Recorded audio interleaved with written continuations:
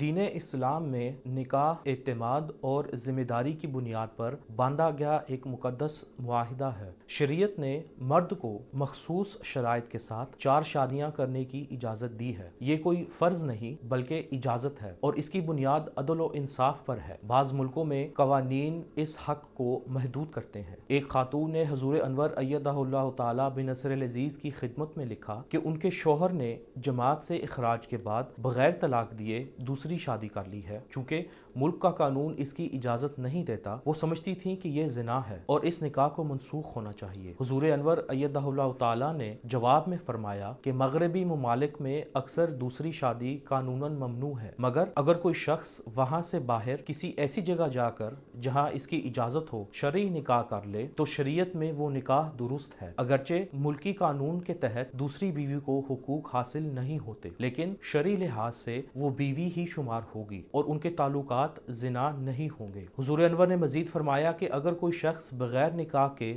تعلق رکھے، چاہے ملکی قانون میں یہ جائز ہو مگر اسلام میں یہ حرام ہے۔